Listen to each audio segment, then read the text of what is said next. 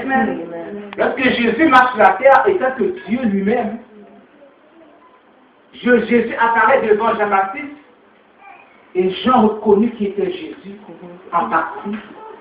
Et il dit, Seigneur, je ne suis pas digne que tu viennes devant moi pour te baptiser. S'il y a quelqu'un qui doit être baptisé, c'est bien moi, de par toi. Mais le Seigneur Jésus était là pour une mission.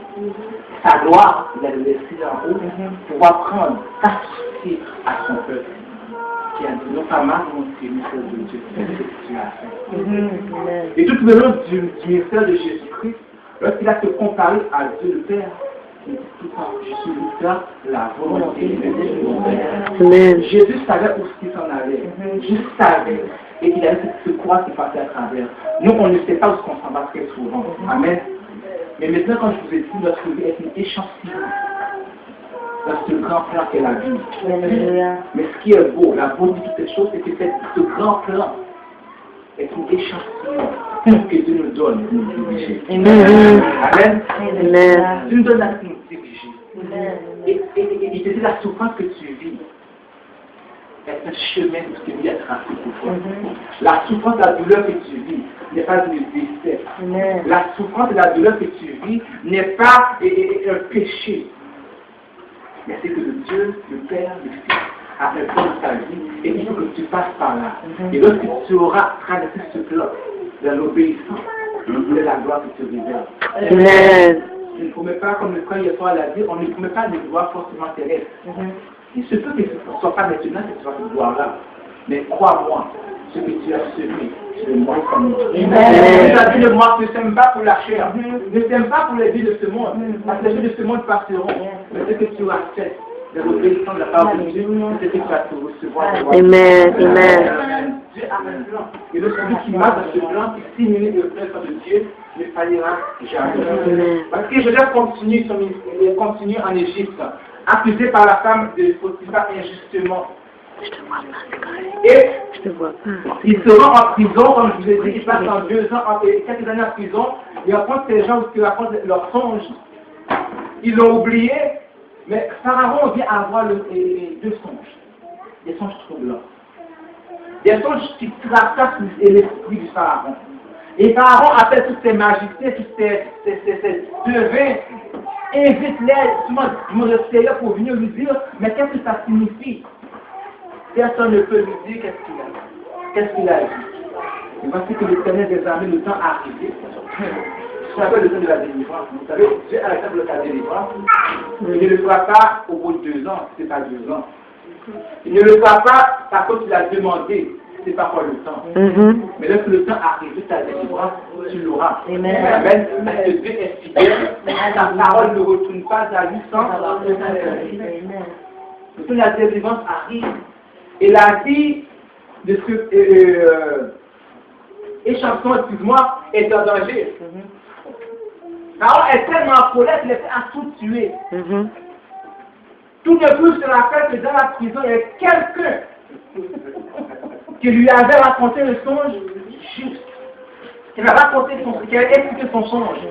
Et d'une justesse telle que cette personne est digne maintenant de venir devant Pharaon. Amen.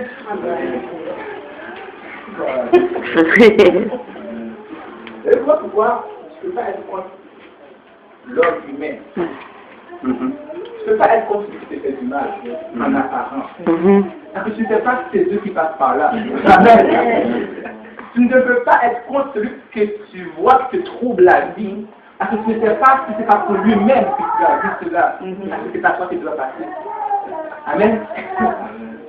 Il se rappelle qui était Joseph. Et puis Joseph se rasa comme ça. C'est une coutume que les pharaons avec les Égyptiens, on parle pas de se rase. C'est que Joseph a pu poser le pharaon, il se rase, il met tout propre, il va chez Pharaon. Et une des premières choses que Joseph va dire à Pharaon, c'est que Dieu est capable de t'expliquer les songes. Ah, je suis capable de t'expliquer les songes. C'est le temps où Joseph se valoir, faire valoir. Pharaon, c'est moi qui ai fait les songes, voici, je suis capable. Libère-moi, je suis bien, mais non. D'abord, le présent son Dieu. Le présent son celui qui n'est pas présent dans sa fidélité, l'a amené en prison. Maintenant, vous direz.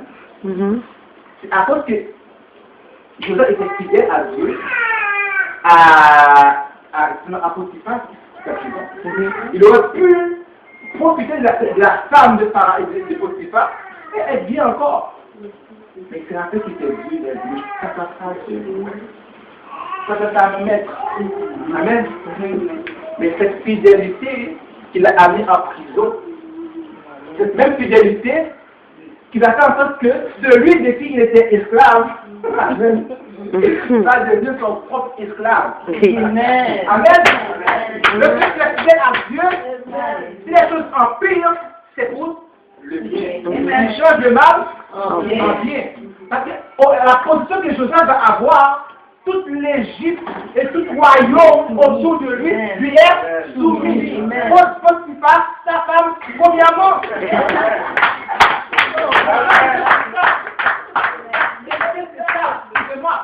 C'est Dieu fait. Son plan, on ne peut pas le comprendre. Mais si on accepte d'obéir, de lui être fidèle, il nous sera fidèle certainement. Amen. Et le passé devant Pharaon, il apprend des songes. Et Pharaon, waouh! Et non seulement que Joseph raconte les songes, parce qu'il avait reçu de Dieu le don d'interprétation, et bien toutes ces années, le Seigneur a su développer chez Joseph un autre talent, un autre don, la sagesse. Il y a dit la sagesse, l'intelligence, la sagesse pour comprendre les principes, l'intelligence pour bien les appliquer. L'intelligence pour comprendre les principes, la sagesse pour bien les appliquer. Je vais dire Pharaon, il faudrait que tu trouves un homme capable de te diriger.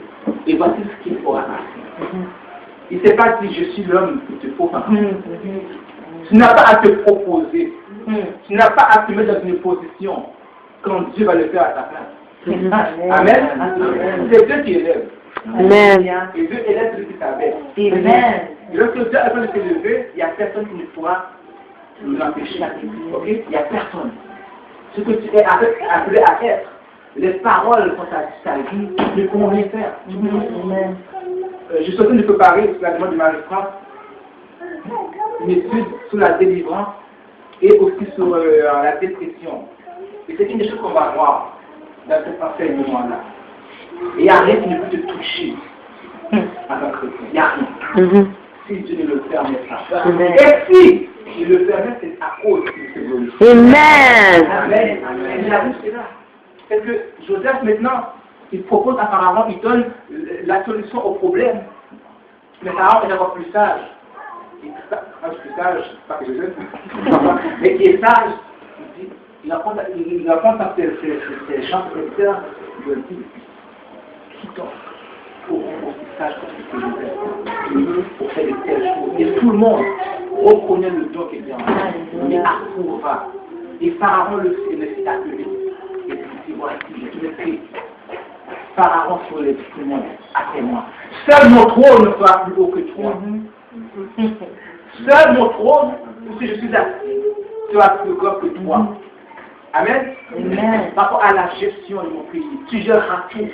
Ce que tu diras, c'est ce qui sera. Tu auras le droit de veto sur tout. Amen. Et la Bible fait comprendre qu'à chaque personne à qui acheter, partant de Potiphar, partant de la prison, on le fait confiance au point que Joseph était devenu celui qui surveillait ce qu'il faisait. Les gens ne veillaient plus, ne regardaient pas ce que Joseph faisait. Tellement la confiance était là. Tellement que Joseph était appliqué. Amen. Il y a une petite épreuve que j'avais montré pour vous, qui est en partie faite, qui est sur l'autorité. Amen. Lorsque tu fais l'autorité d'une manière fidèle, c'est d'abord à Dieu que tu fais. Ne vois pas l'homme derrière, mais vois ce que tu fais. Ce qui va dire, si on te demande de faire ça, c'est un pas de plus, c'est un mille de plus. Tu fais pour moi. Amen. Et Dieu, le temps arrivé, va te lever, va te glorifier. Et il y a des exemples dans la Bible qu'on va voir ce que le temps va arriver aussi pour ce sujet-là. Amen. Et Joseph était levé au roi, excuse-moi, au roi de Pharaon. Ses frères vont dire, mais tu es Pharaon sur nous. Tu es Pharaon. Tellement qu'il avait l'autorité. Et le temps est arrivé sur le Dieu de